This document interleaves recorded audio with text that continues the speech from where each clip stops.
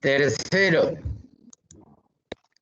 asimilamos datos. Cuarto, acomodamos los datos para poder utilizarlos. Insistiendo en la metáfora que suelo usar, asimilar es recibir materiales en un negocio y acomodar es colocarlo en las estanterías correspondientes. Todo lo demás, en Piaget, absolutamente todo lo demás es volver a repetir esta idea. No hay ninguna idea nueva. Es volver a repetir esta idea de diferente manera. Por lo tanto, cuando hablamos de la equilibración, que recuerdo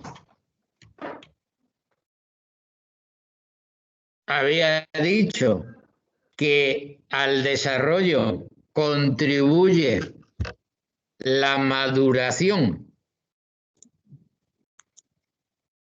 es decir, lo que hay dentro de la cabeza y cómo nuestra cabeza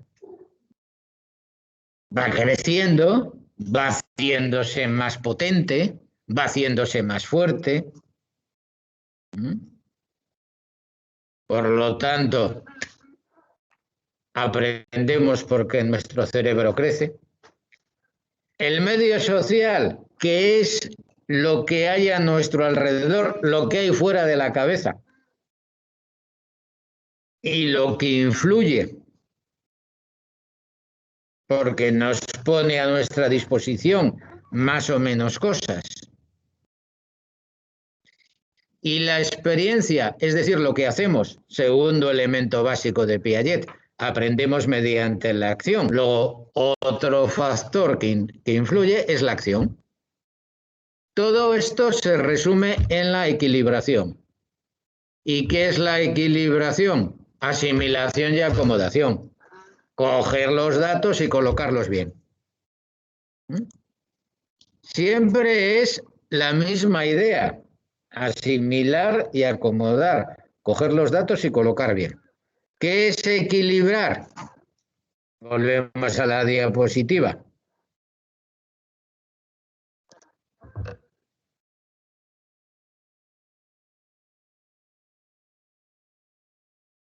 Reacción activa del sujeto. Acción. Hacemos cosas. ¿Para qué hacemos cosas? En respuesta a las perturbaciones exteriores. ¿Qué es una perturbación? Un nuevo conocimiento, un nuevo dato, una nueva experiencia. Esas perturbaciones pueden ser efectivas o anticipadas. Es decir, yo coloco lo nuevo en la estantería en el momento que llega. Eso es efectiva. Me llega un nuevo conocimiento, digo, esto va aquí. Pero también puede ser que me llega un nuevo conocimiento y anticipo otros, porque me llega un nuevo conocimiento que me llega al conocimiento de los tornillos y veo 3, pero yo deduzco que tiene que haber más. Tiene que haber más largos, más cortos, más fuertes, más gordos, para madera, para cemento, para papel, para lo que sea. Y todo eso hace que mi acomodación sea efectiva, pero anticipada. Yo anticipo el hueco que voy a tener a colocar. Preparo el hueco antes de que llegue el objeto. Y eso es la equilibración. Por lo tanto, una forma de hablar de la acomodación. ¿Qué es equilibración mayorante? Pues que la acomodación cada vez es más grande y más complicada. Y cada vez necesitamos más estanterías en la cabeza para colocar más cosas. Y cada vez necesitamos una mejor organización de las estanterías y un programa informático interno que nos diga dónde está cada cosa. Y todo eso está en constante evolución, a mayor. Es mayorante porque va a mayor, porque cada vez hay más datos, cada vez hay más conocimientos y cada vez hay más relaciones.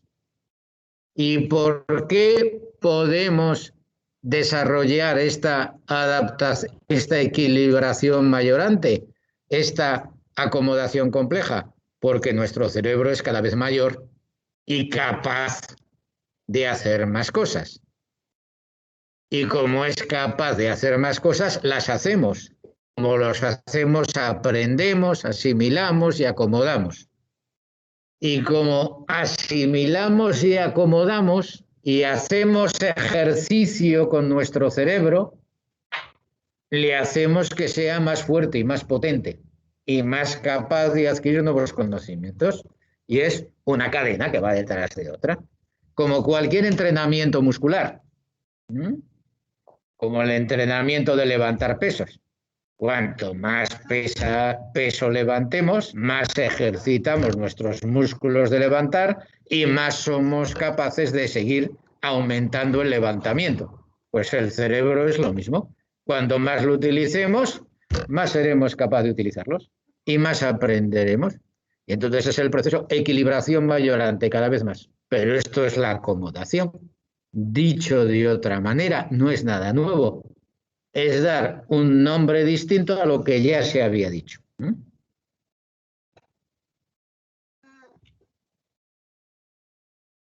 Y así Piaget habla de los esquemas.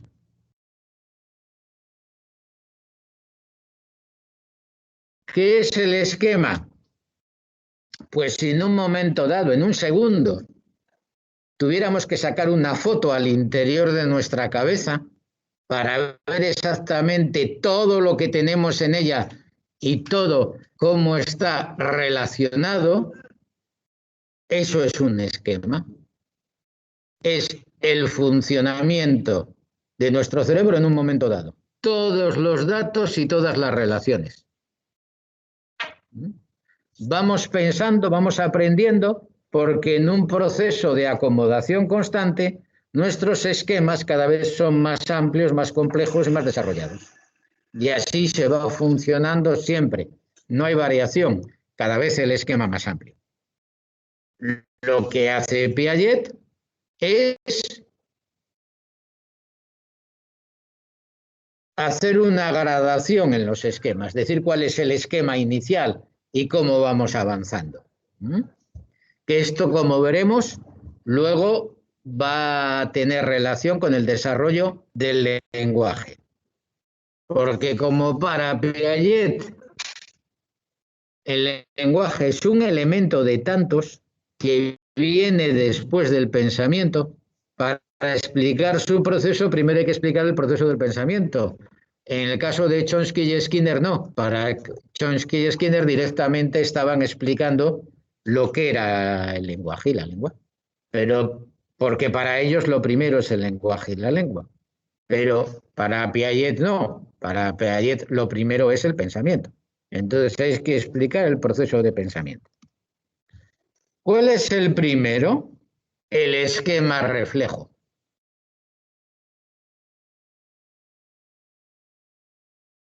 Todos los seres vivientes no humanos, los seres vivientes tenemos esquemas reflejos o instintos o reacciones instintivas.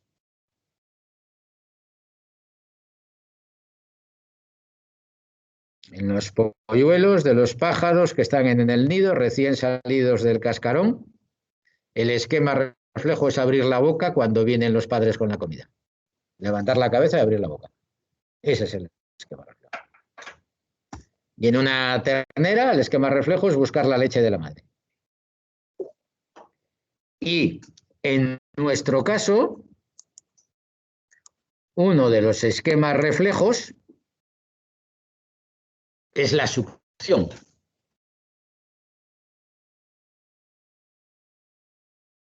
El niño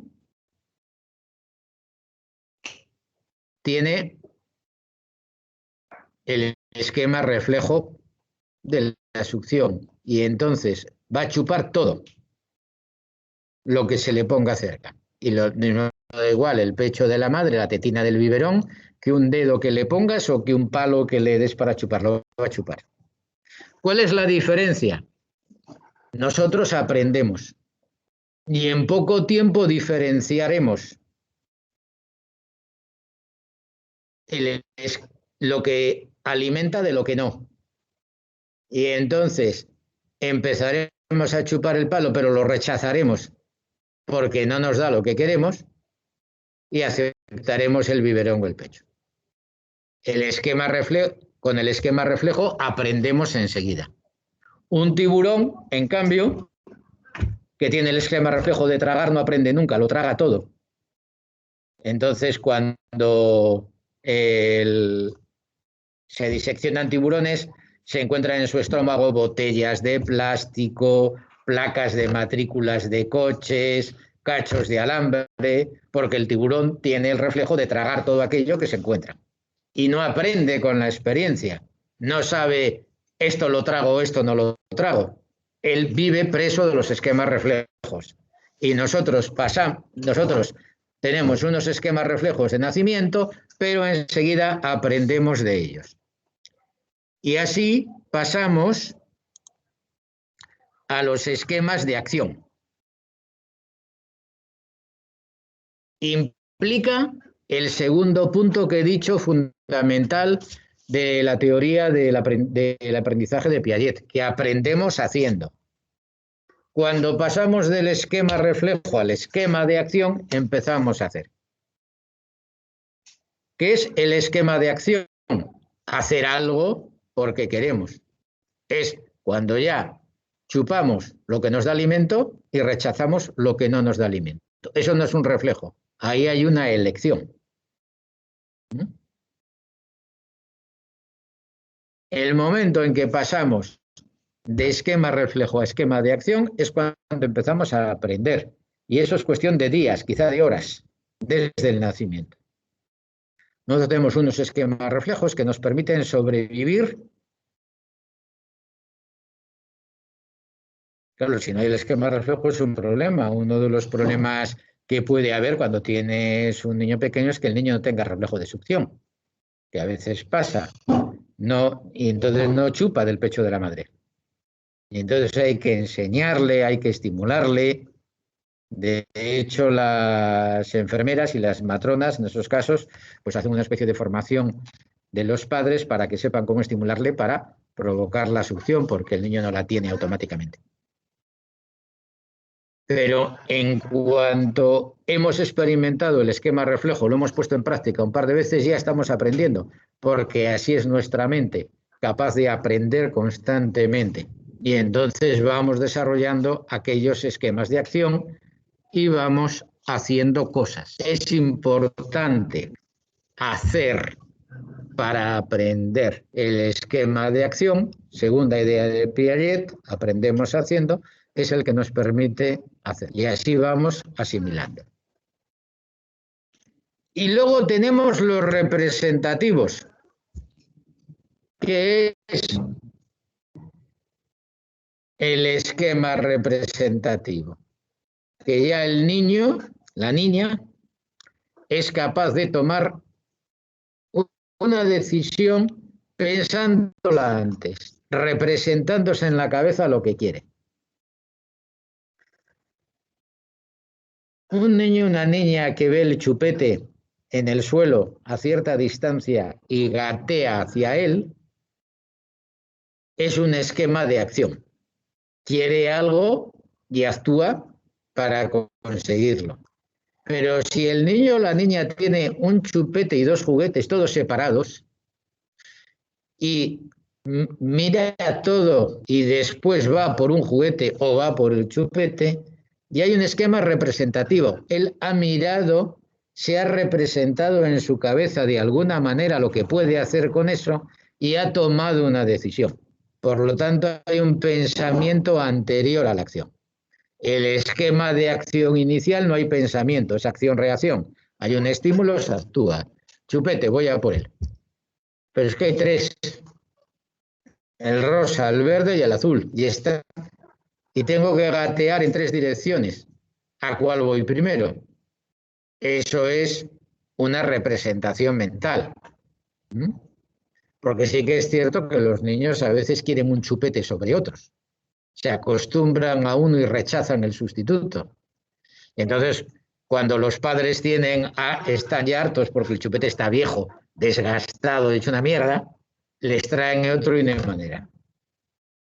Entonces, eso es una representación. El niño se ha representado ya en su cabeza cuál es su chupete, tiene la imagen mental y tiene la capacidad de discernimiento. Tiene la capacidad de decir, este no es el mío es este. Yo quiero este, no quiero el otro. Esos son esquemas representativos. Son que antes del esquema de acción llevarle a la práctica se representa en la mente del niño y así sabe cómo funciona. Esto es lo de esquema representativo.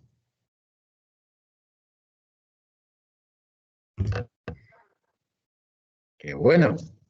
¿Y esto qué es? Pues acomodación, de nuevo. Esto es otra forma de hablar de la acomodación. El niño asimiló chupete, el niño asimiló tipos de chupete, los acomodó y puso uno en el estante de chupete que me gusta a mí. Y reacciona conforme a esa acomodación. Cuando, o sea, siempre que sea el esquema de acción, no estaría siempre incluido el esquema mental. Es lo que dicen muchos y porque, claro, porque si el niño va por el chupete o lo que sea, antes de hacerlo lo va a pensar que quiere el chupete.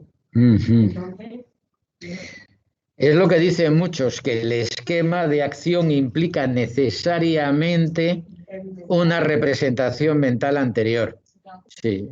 Piaget no está muy de acuerdo, puesto que cree que tiene que haber habido alguna acción anterior a la primera representación. Pero como aprendemos haciendo para representar una acción, pero otros responden que también el propio Piaget dice que existe el mecanismo de anticipación. Entonces, puede haber, es un tema que está en discusión, si los esquemas representativos son posteriores a los esquemas de acción o aparecen antes. Quizá haya esquemas de acción menos elaborados, como el de probar el pecho de la madre un palo y de aceptar, rechazar, porque lo prueba antes, porque claro, si tú le ofreces el dedo para que chupe y no te lo chupa, y si chupa el biberón, entonces sí que hay un pensamiento anterior. Está representándose para qué sirve el dedo, para qué sirve la tetina del biberón, entonces acepta uno y rechaza otro, eso es una representación previa. De manera que esto está muy en discusión. Pero claro, de nuevo tenemos en cuenta siempre lo mismo. Piaget está deduciendo los razonamientos que hay en la mente del niño. Skinner diría que todo eso eran fantasías.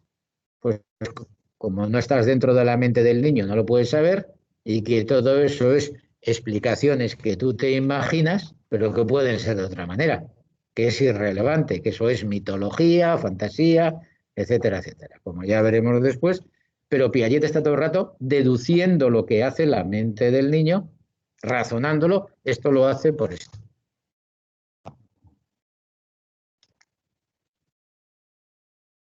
Esta época de estos primeros esquemas es lo que Piaget llama pensamiento preoperacional o preoperativo según la traducción que manejéis. Que se caracteriza por egocentrismo, artificialismo e irreversibilidad. ¿Egocentrismo en qué sentido? En el sentido de que el niño, la niña, mide todo en relación consigo mismo. O sea, todas las experiencias que tiene son suyas. Un niño de meses puede adquirir conocimiento sobre su propia experimentación con los objetos, pero no puede adquirir conocimientos por observación de la conducta de sus hermanos, porque él no participa, él no actúa. Entonces tiene que actuar, todo tiene relación con él. El artificialismo, todo pasa porque lo hace alguien.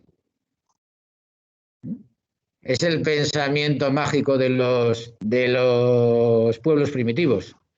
Hay un dios de la lluvia, un dios del trueno, el sol es un carro de fuego que pasea por el cielo, la luna es una dama blanca que sale por la noche, las estaciones del año son castigos o bendiciones de los dioses, es decir, todo pasa porque hay un agente activo que lo decide. Ese es el pensamiento artificial, el pensamiento mágico, es el que tiene el niño.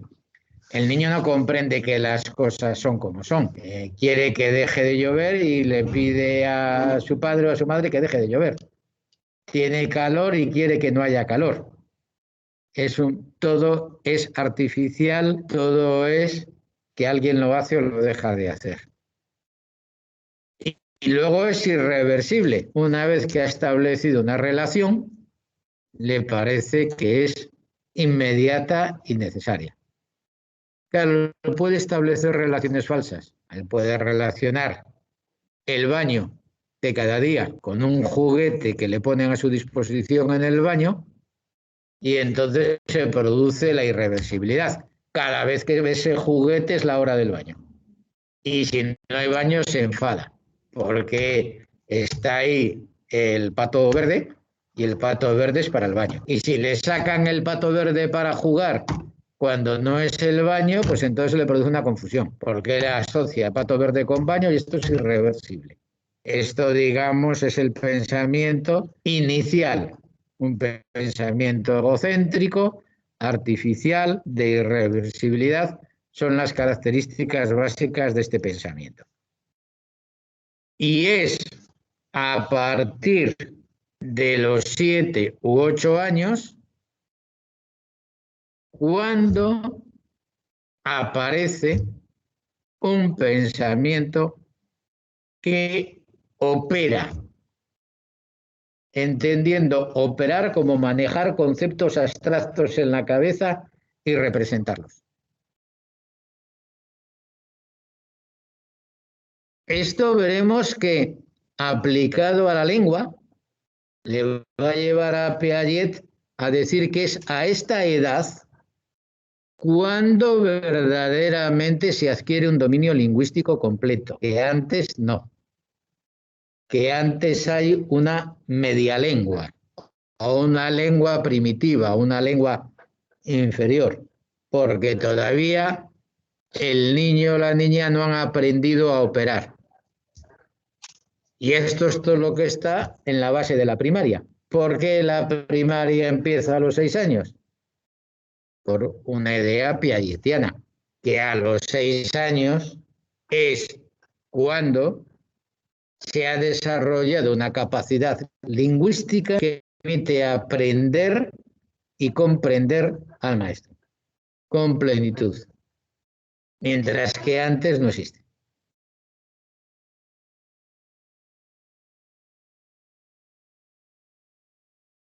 Es un proceso de amplitud cerebral.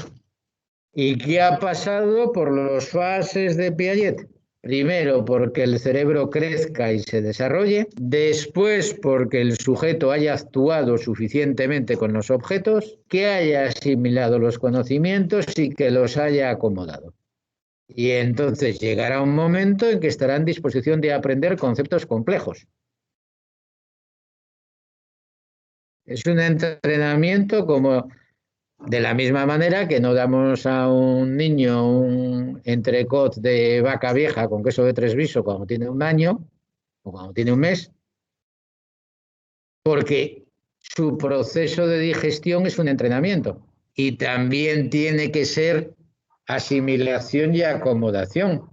Tiene también cada vez que asimilar alimentos más complejos, más elaborados, con más nutrientes, y entonces el estómago tiene que ser mayor, tiene que segregar más clases de jugos gástricos, tiene que haber desarrollado más flora y fauna intestinales, y entonces podrá ir acomodándose a nuevos alimentos cada vez más complejos.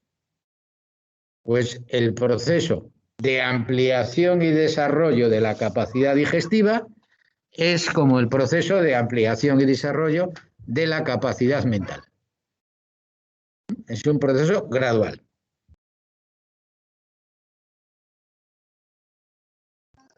Conservaciones y transformaciones, operaciones formales, todo forma de hablar de acomodación, que la acomodación es cada vez más compleja. Hay muchas palabras y todo esto es siempre lo mismo. La acomodación es cada vez más compleja y más amplia. Llámale conservación, transformación, equilibración o equilibración mayorante. Lo mismo. Cada vez tenemos que tener más sitio en las estanterías, cada vez las estanterías tienen que estar mejor organizadas para que todos los sitios sean accesibles.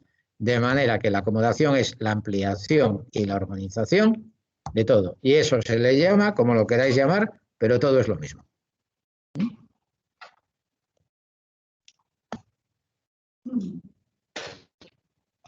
Vamos entonces a qué es el lenguaje. Recuerdo, lenguaje y lengua. Lenguaje, capacidad humana de comunicación. Lengua, la manifestación concreta de esa capacidad en un idioma concreto. ¿Qué es el lenguaje? No tiene que ver con la aparición del pensamiento para Piaget, sino todo lo contrario.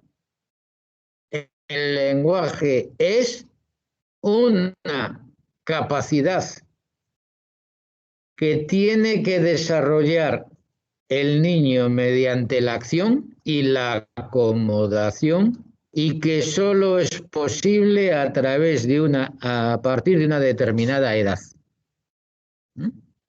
Por lo tanto, aquí estamos con totalmente lo contrario de Chomsky. Chomsky decía, somos hablantes naturales. La capacidad de hablar, el lenguaje, está en nosotros desde que nacemos. Y por eso nuestro pensamiento es lingüístico. Nosotros cuando pensamos en nuestra cabeza, para adentro, pensamos en un idioma, en una lengua. Piaget dice, no, primero aprendemos. Aprendemos porque no sabemos nada, no tenemos nada congénito. Lo único que tenemos congénito es el esquema reflejo, que son muy pocos. Pero empezamos a hacer cosas y a aprender. Y a medida que hacemos y aprendemos, vamos aumentando nuestra cabeza. Cuando nuestro cerebro tiene un determinado tamaño y una determinada complicación estructural, cuando hemos asimilado una cierta cantidad de datos y hemos acomodado esos datos en un esquema coherente, entonces podemos empezar a desarrollar el lenguaje. No podemos desarrollar el lenguaje cuando nacemos, porque nuestro cerebro no tiene la capacidad. No podemos desarrollar el lenguaje con días, porque necesitamos la complejidad cerebral que solo se crea con la acción, la asimilación y la acomodación. Por lo tanto, el lenguaje es uno de los productos más del desarrollo mental, del desarrollo de la inteligencia. Es una manifestación más de la función simbólica. ¿Qué es la función simbólica? La capacidad de que una cosa represente otra.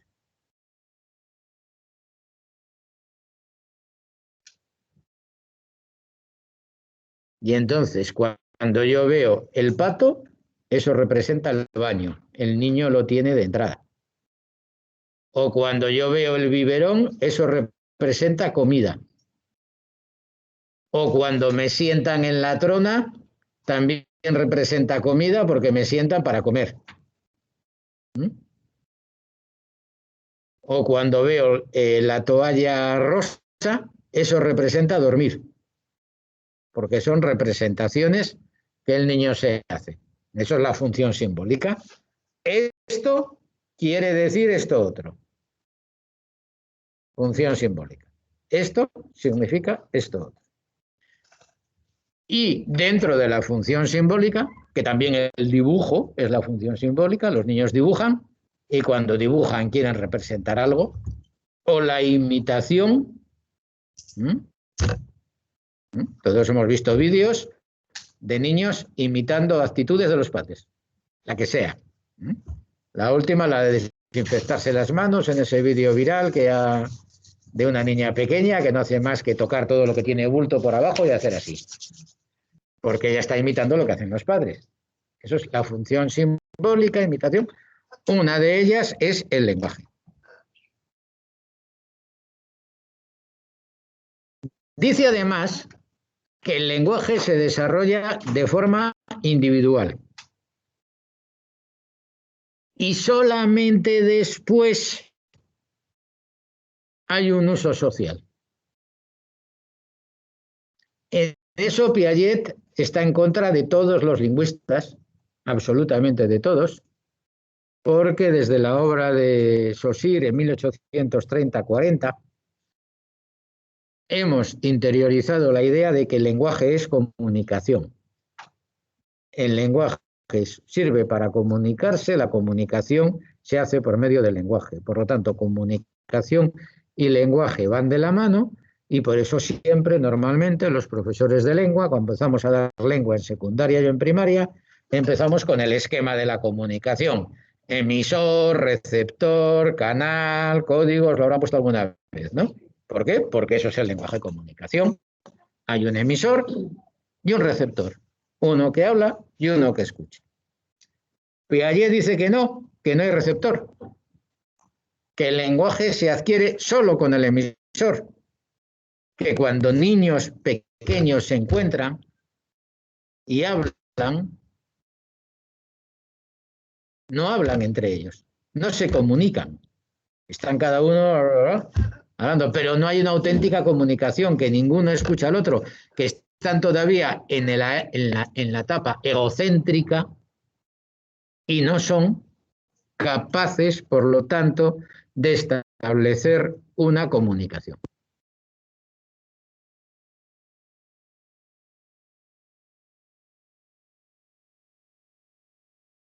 Y esto va a ir en contra de Vygotsky, que veremos después, que entiende el lenguaje como relación social y que sin relación social no hay lenguaje.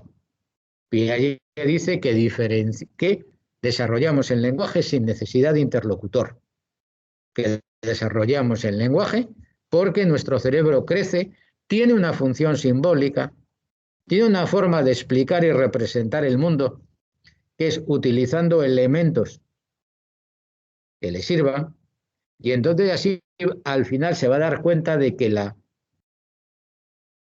palabra comida significa que le dan comida. Y es capaz de establecer la relación entre la ZOE, la O, la M, la I, la D y la A pronunciados conjuntamente, ese sonido con la acción de que le den comida o comer, y entonces eso es la función simbólica. Esto representa esto. Entonces, primero el niño descubrirá la función simbólica y luego ya se comunicará. Pero eso es después. Lo primero es el desarrollo interior. Desarrollo interior que una vez más viene de que el cerebro ha crecido, de que el niño ha actuado, experimentando con las palabras, que ha asimilado, ha aprendido significados de palabras y ha acomodado. Los ha ido colocando en el sitio correspondiente dentro de la estructura mental que tiene.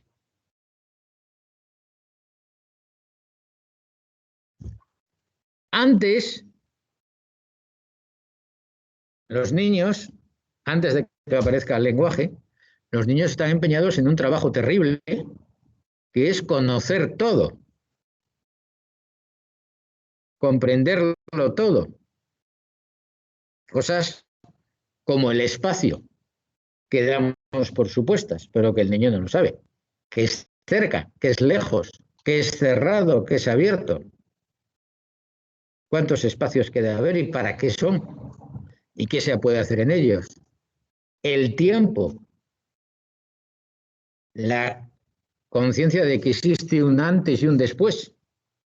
Y de que hay cosas que hay que esperar. Y que todo no ocurre al tiempo. La causalidad. La relación causa-efecto. Que una cosa tiene una consecuencia. Y todo esto es un proceso de acción. Todo eso el niño lo aprende haciendo. ¿Veis que Piaget en ningún momento dice le enseñan? No, porque él no se preocupa por la enseñanza. Él está pensando en el aprendizaje.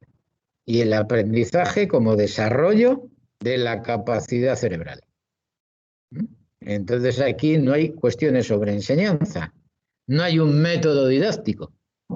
En realidad no hay una didáctica ni una pedagogía piagetiana. La han desarrollado luego sus discípulos.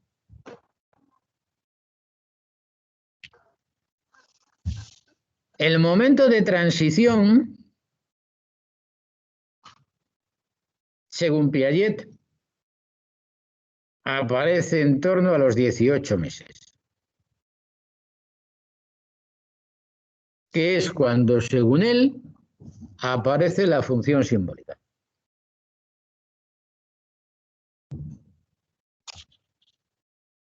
Claro, un skinneriano le diría, ¿y usted cómo lo sabe?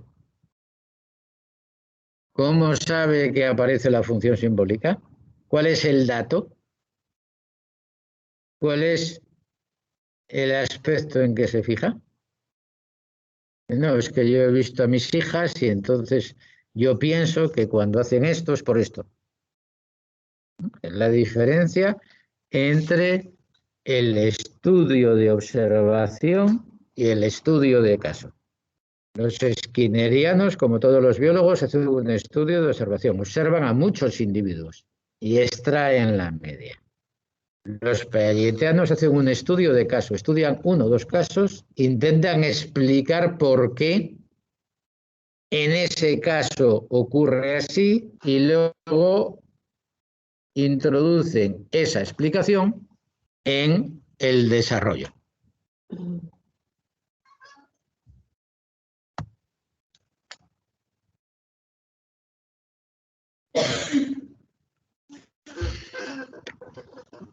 Y por esa función simbólica explica el lenguaje. Función simbólica, representación de lo real por medio de otra cosa. Eso es lo que es la lengua, cualquier lengua. Representamos lo real por medio de palabras. Para Piaget hay un conjunto de conductas infantiles que implican la actuación temprana de esta función representativa. Imitación diferida, juego simbólico, dibujo, imagen mental, lenguaje. Como ya veremos, podemos mirar la imitación diferida, el juego simbólico, el dibujo, son conductas observables, pero la imagen mental no lo es. Eso es una idea de Piaget.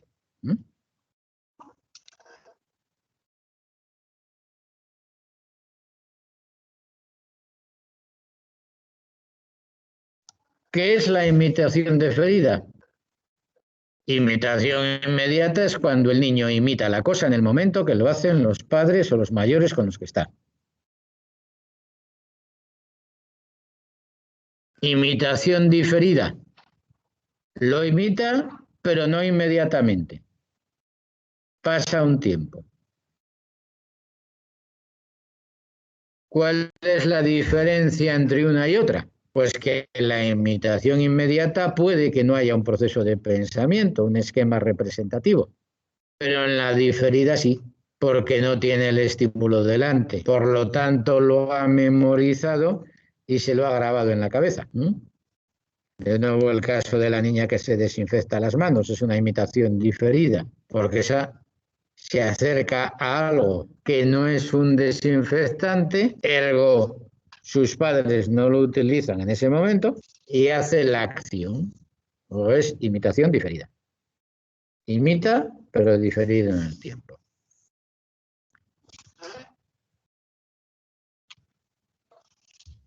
El niño oye a la madre decir nez, Piaget es francés, habla francés, vamos, en muchas ocasiones en relación con la nariz, y un buen día, sin haberlo intentado antes, reproduce los sonidos vocales, la palabra nez en relación con su nariz.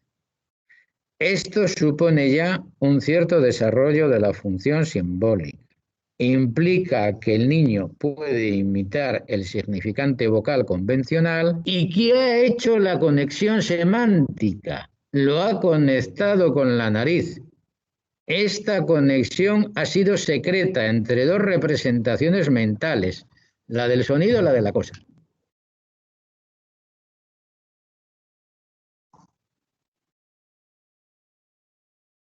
Lo único observable aquí es que el niño ha dicho nariz, vamos a decir en español. Eso es lo único observable. Le diría a Skinner, usted no sabe si hay un desarrollo de la función simbólica porque no lo puede observar. No sabe si ha hecho la conexión semántica, si cuando dice nariz está pensando en la nariz. No sabe si hay representación mental o no representación mental. Tenemos lo que es observación y lo que es deducción.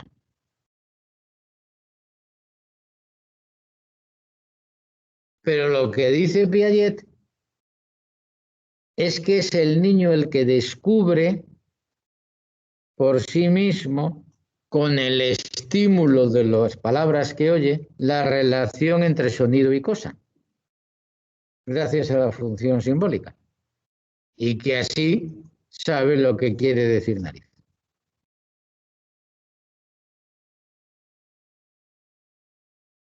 ¿Es cierto esto? Pues es una interpretación de los hechos, evidentemente, porque no podemos saberlo exactamente. Fijaros en el juego simbólico, pues nosotros lo hemos visto de los niños del juego simbólico, que se pone el padre o la madre a limpiar y hace como que barre, o cocinar, o que está en una tienda y se pone a teclear como si fuera una cajera de supermercado, cosas así. Son juegos habituales, imitación, es el juego simbólico. Intenta reproducir movimientos porque así aprende. Esto es otra faceta de la función simbólica. Yo hago como si fuera papá, como si fuera mamá, como si fuera la abuela, como si fuera el abuelo, porque así aprendo. El porque así aprendo no lo saben, pero es su motivación.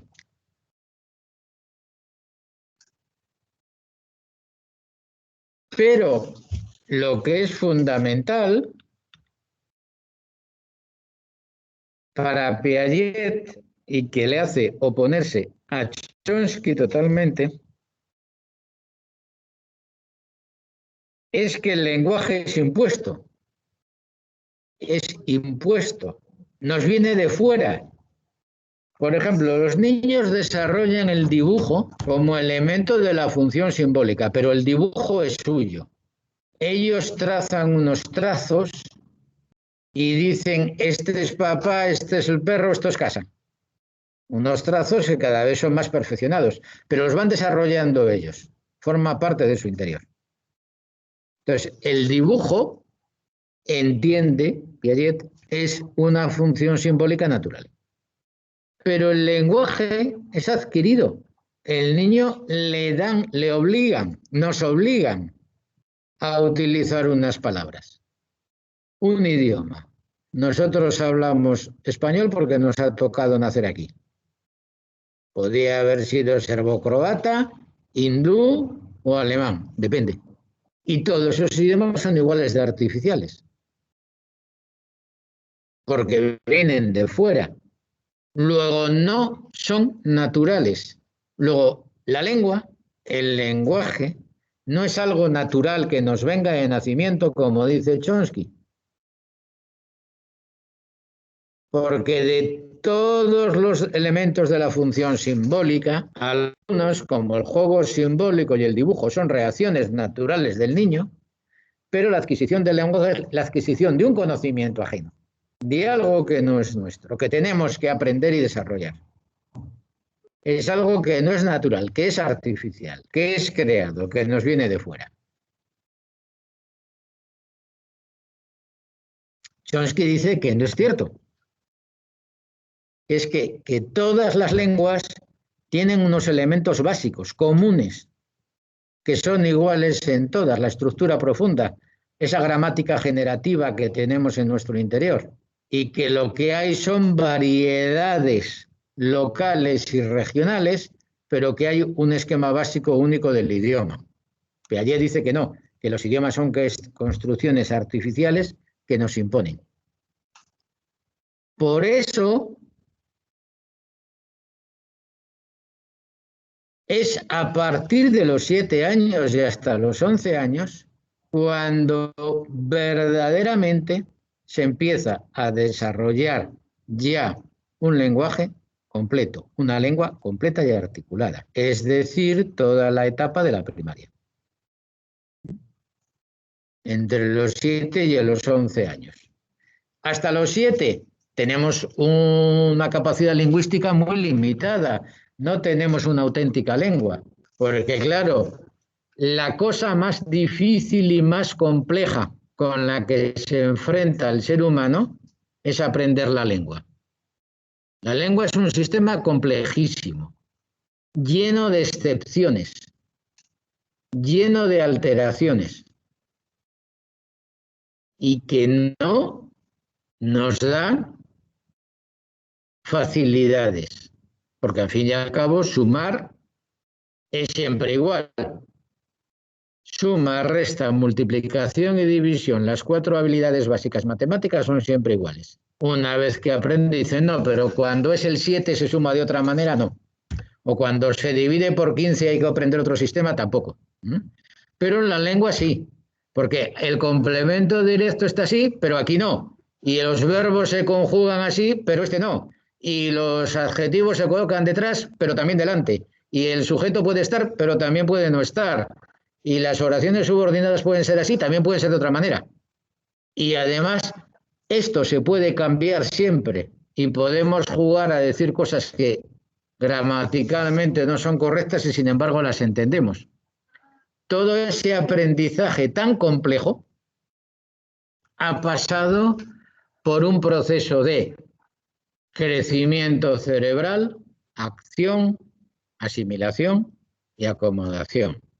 Y el niño, la niña van a desarrollar su capacidad lingüística cuando su cabeza, su cerebro, haya alcanzado un determinado peso, una determinada forma, un determinado número de conexiones cerebrales y de neuronas y de sinapsis. O sea, como tiene una determinada entidad física que tiene que adquirir con el tiempo.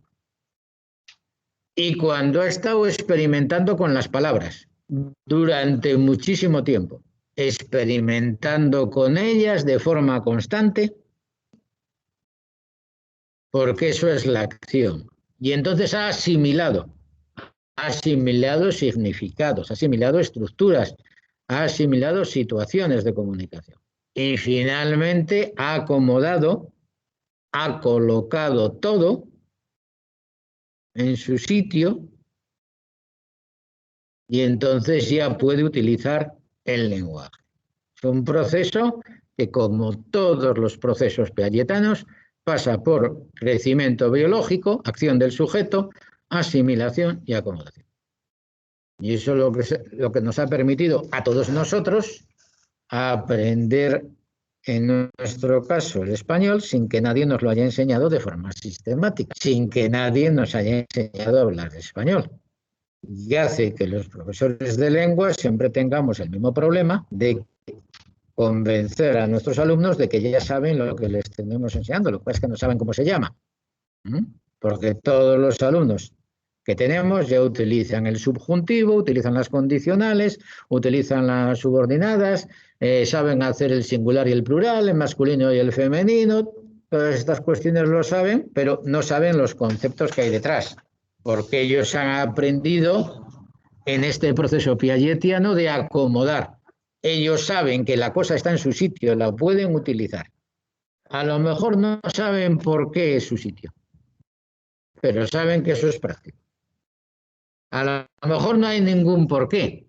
A lo mejor en la estantería que tú estás colocando no hay ninguna razón para que las tuercas estén encima de los tornillos o debajo, pero una vez que los tienes ya así, ya sabes dónde están y los puedes utilizar. Lo importante es poderlos utilizar, lo que se llama la acción empírica, la práctica, hacerlo.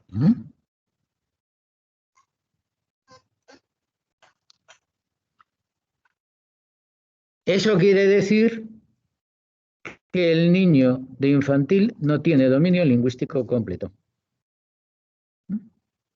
Y que el niño de primaria en muchos casos tampoco.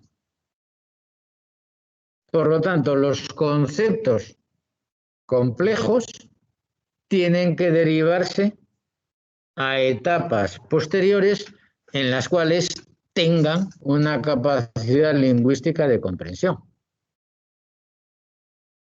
La aplicación más absoluta de esto fue que hubo un tiempo en que estaba prohibido enseñar a leer o a sumar a los niños antes de los 6 años. Estaba prohibido hacerlo en las escuelas, incluso se sancionó a algunos colegios, a algunos docentes por hacerlo, porque se entendía que estaban sometiendo a la mentalidad infantil a un esfuerzo excesivo que les podía perjudicar. Y eso también explica por qué, por ley, cuando estamos en primero de primaria, tenemos que partir del hecho de que nuestros alumnos ni saben leer ni escribir, ni saben sumar ni restar. Es lo que nos dice la ley. La programación de primaria tiene que partir de esa base. Luego nos enfrentaremos a la realidad de que hay algunos que sí y a lo mejor otros que no. Pero no podemos decir que ya sabemos que nuestros alumnos leen, escriben, suman ni restan, porque no. No tienen obligación de hacerlo. Y pueden haber ido a una escuela de infantil donde no les hayan enseñado. Por ejemplo, perfectamente. Porque además las hay, que en su ideario está que no se enseña, sino que se experimenta en la afectividad, en la educación artística, en la inteligencia emocional, etcétera, etcétera, etcétera.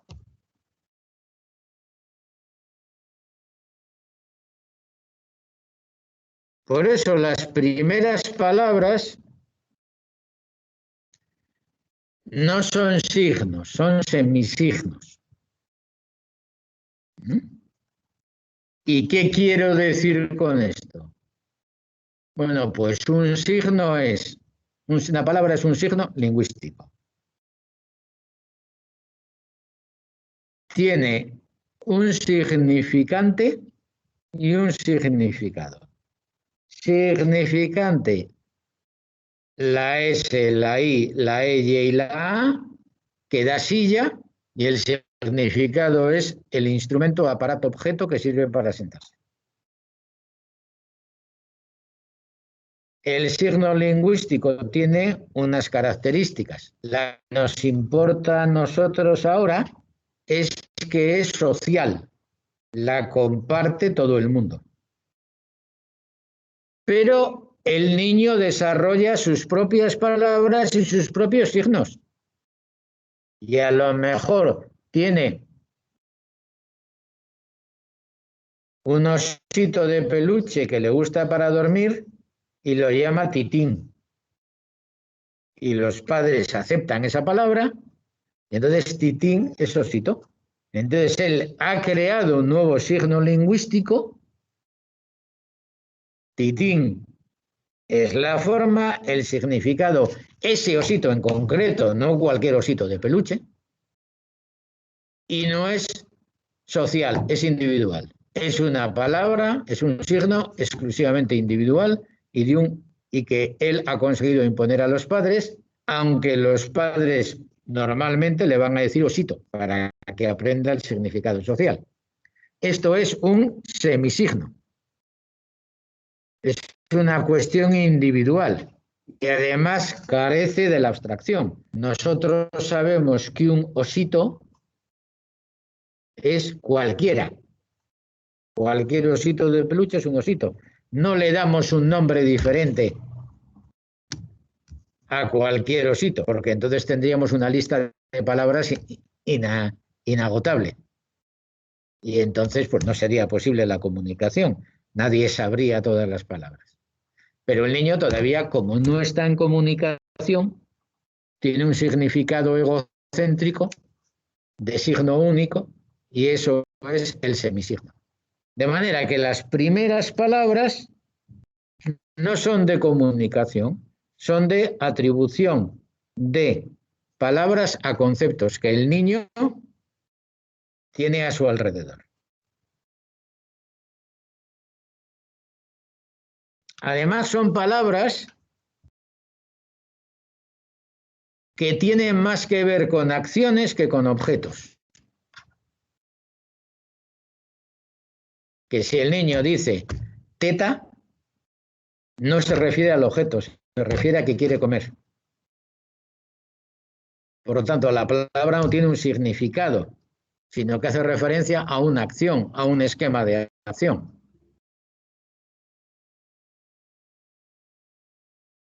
Por lo tanto, es una fase muy primitiva del lenguaje.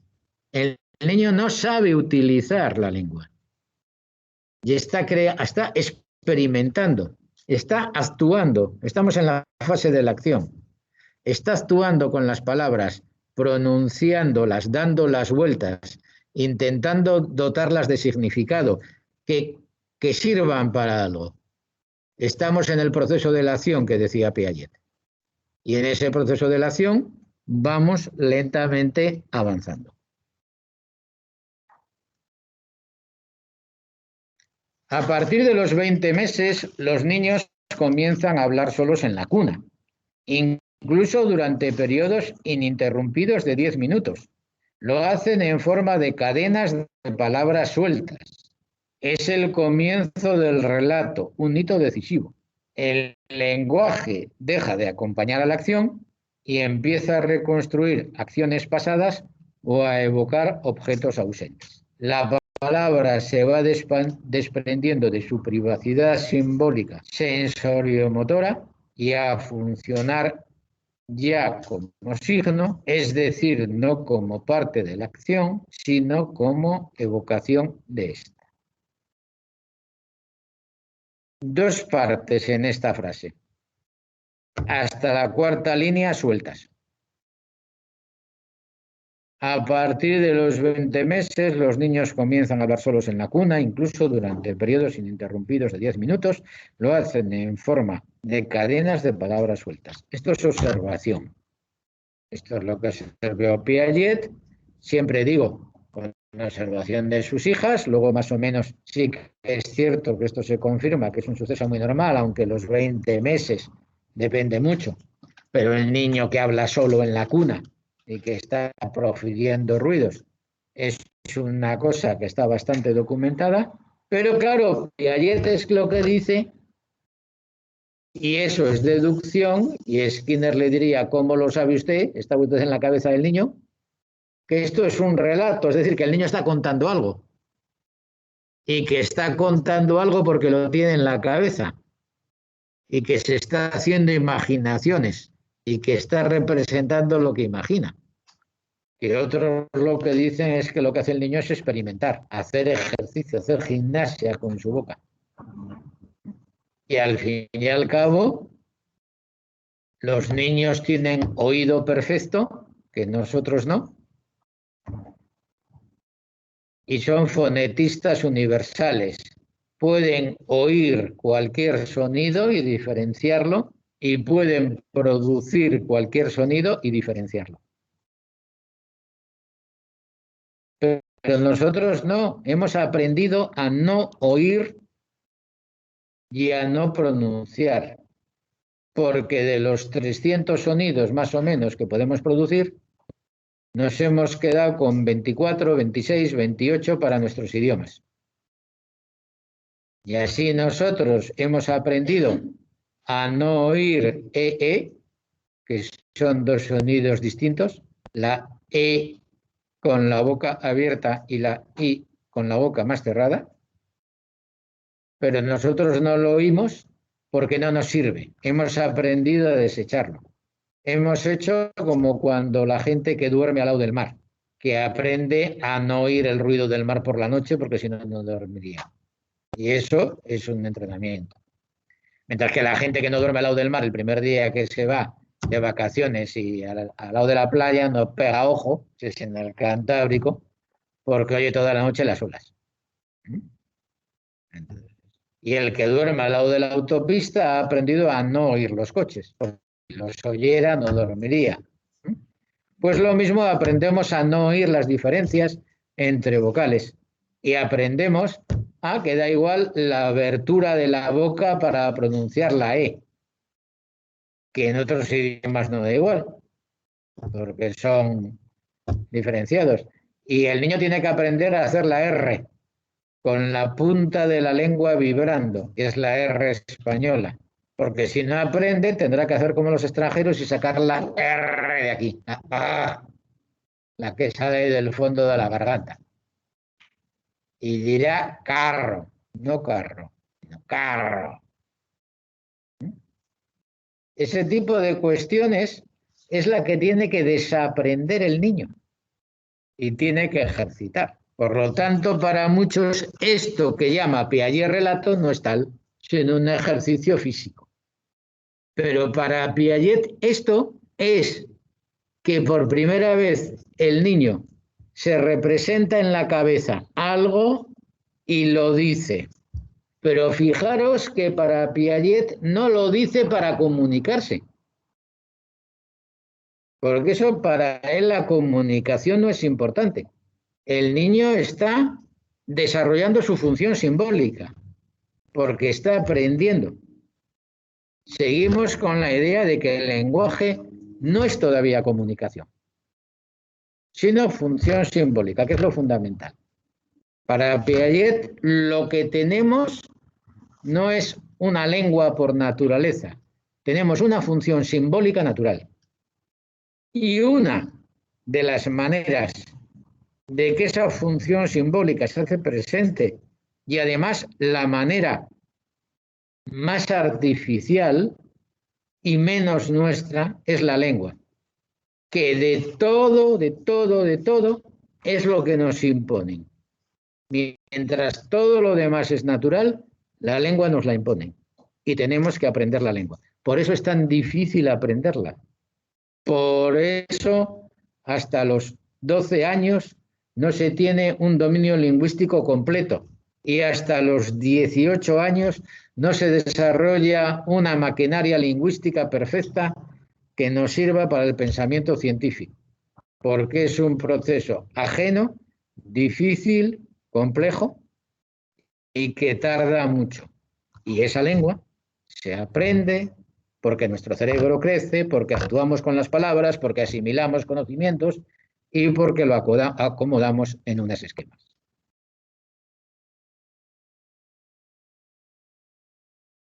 Luego Piaget habla de una serie de elementos, de preconceptos. Bueno, son desarrollos que sinceramente pues son inútiles, podemos saberlo, pero todo es acomodación, ¿eh? Todo es forma de llamar a la acomodación. Por lo tanto, resumimos. El desarrollo lingüístico parte de la función simbólica, que ha empezado con la imitación diferida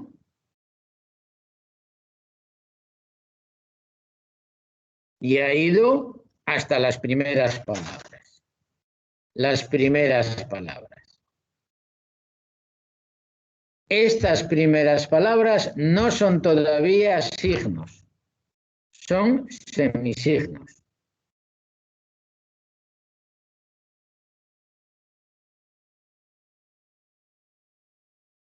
No representan objetos, representan esquemas de acción, movimientos, intenciones, desarrollos. Y son privadas, no son sociales. Solo sirven para ese niño en concreto.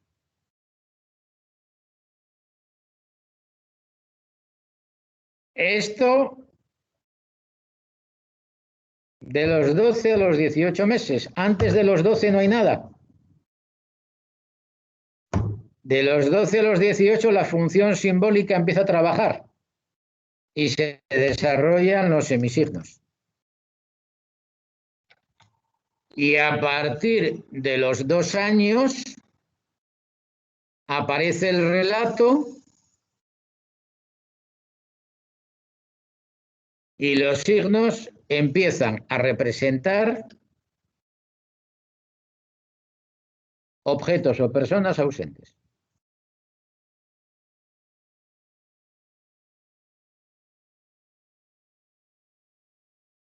De 0 a 12 meses todavía no hay nada.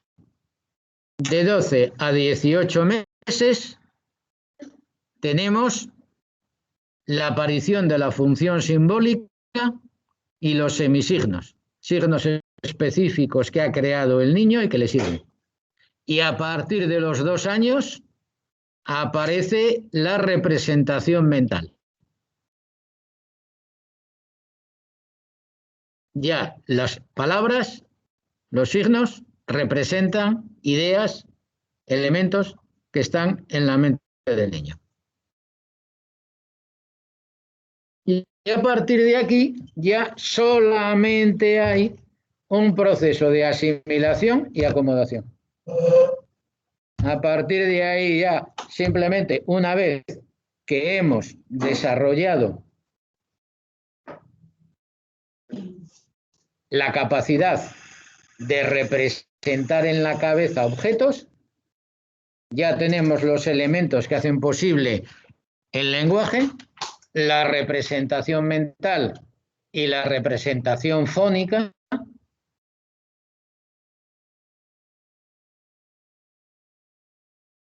y ya a desarrollar el lenguaje. Ya el proceso de acomodación y asimilación. Y más asimilaciones y más acomodaciones. Y más acomodaciones y más asimilaciones. Y así. Siempre. Para Piaget, el pensamiento es un desarrollo físico, una evolución, que aparece cuando la glándula que lo produce, que es el cerebro, tiene una capacidad física suficiente y que se desarrolla mediante el entrenamiento, el ejercicio constante, la acción. Y ese pensamiento va creciendo, recopilando datos, asimilación y colocándolos en su punto correspondiente, en su sitio, para poder utilizarlos. En ese proceso llega un punto que el pensamiento desarrolla la función simbólica. Alrededor del año. Antes no hay función simbólica, por lo tanto no hay lenguaje ni nada que se le parezca. Aparece la función simbólica y aparecen las primeras palabras. Palabras que no son de ninguna lengua. Palabras que son creación del niño, que no están en el diccionario, que no tienen un significado y que simplemente son producto de la experimentación. Y que no van a pervivir porque como la lengua no es natural, es artificial, al niño le van a obligar a adquirir otras palabras que le son impuestas. Pero él va a experimentar con palabras y así va a establecer un elemento fundamental, que es la relación de la palabra, del sonido, porque para él todavía no escribe, la palabra es sonido, la relación del sonido con algo que se tiene en la cabeza, con una imagen, con un recuerdo, con una sensación, con un proceso. Y así se crea la mecánica del signo necesario para el lenguaje. El sonido y su significación. Una vez que eso ocurre, y a partir de los 2 años, empieza el verdadero aprendizaje del lenguaje. No enseñanza, sino aprendizaje.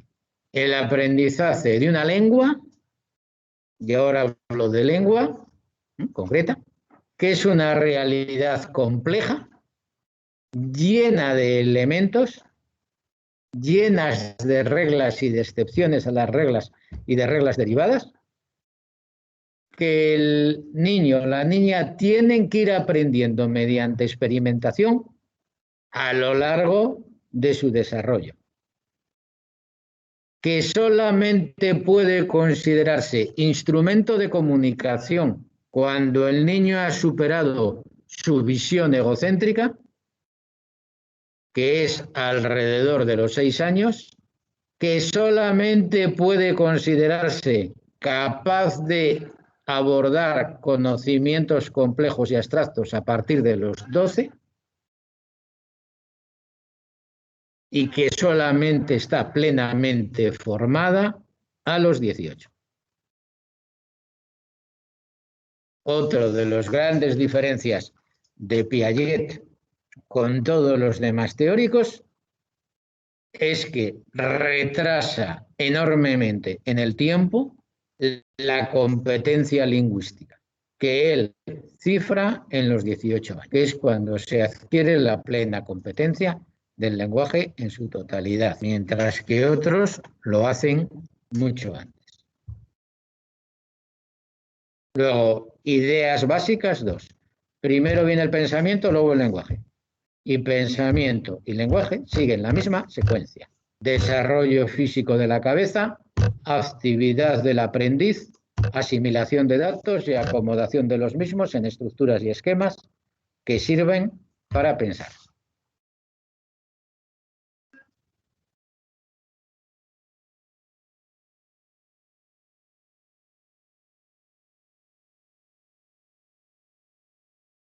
Pues nada, y enhorabuena a los supervivientes y empezamos con Vygotsky el próximo día, que creo que ya os toca al otro lado del hilo, ¿no? Sí.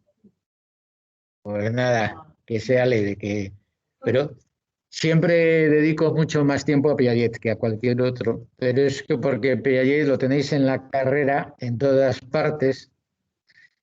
Y la verdad es que es un tema que yo no sé si es debido a las traducciones o a qué, siempre se pone como muy complejo, porque hay muchísimas palabras que no significan nada más que acomodación. Entonces, insisto mucho en ello porque la verdad es una teoría bastante sencilla. Con esos 4 elementos, el crecimiento, la acción, la asimilación y la acomodación, se explica absolutamente todo, todo, todo. Lo único que hace la gente es darle nuevos nombres a la acomodación. Pero siempre es lo mismo. Pues nada, pues hasta dentro de 15 días en persona, hasta la semana que viene a distancia. Adiós. Adiós, hasta luego. Hasta luego. Adiós. Hasta luego. ¿Te puedo hacer una pregunta? Sí. Por ejemplo, la parte de tu examen, ¿cómo va? Yo os pongo un texto y me decís, esto me recuerda a Piaget por tal y por cual. O me recuerda a Vygotsky por esto. O este señor no está de acuerdo con Skinner o sí está de acuerdo con Skinner. No sabemos de quién es el texto, ¿no? ¿Eh? No sabemos de quién es el texto. No. O sea que si el texto de repente pongo ya desde Piaget y pongo a Skinner, ya está fuera de lo que... No, pero tú no tienes que poner de quién es el texto. Yo no voy a poner un texto ni de Piaget, ni de Skinner, ni de ninguno de estos. Voy a poner, por ejemplo, un texto. Imagínate que pongo un texto de un señor que está explicando cómo enseña lengua. Más o menos, cuáles son las ideas de ese hombre. Entonces empieza un texto que diga, yo todos los días, cuando entro en clase, les indico que se pongan a contarse en parejas de 2 qué es lo que han hecho el día anterior.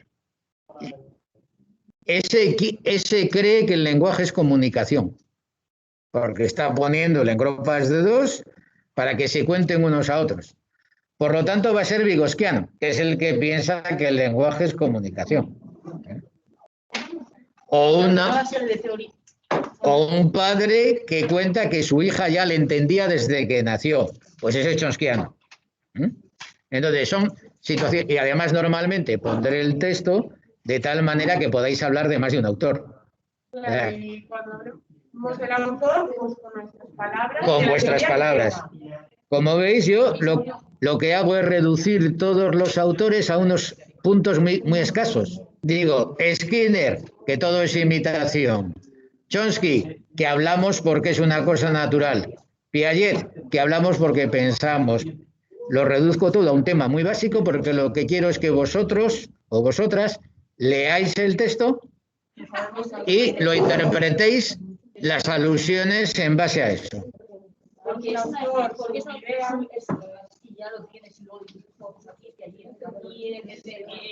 Por eso no quiero... Por eso no quiero que os estudiéis de memoria las presentaciones. Lo que quiero es que entendáis los conceptos. ¿Y qué va a haber? ¿Solo un texto o...? Dos creo que estaban puestos, ¿no? Lo tengo, espera un poquitín porque yo creo que era... Puede ser un texto que sea muy amplio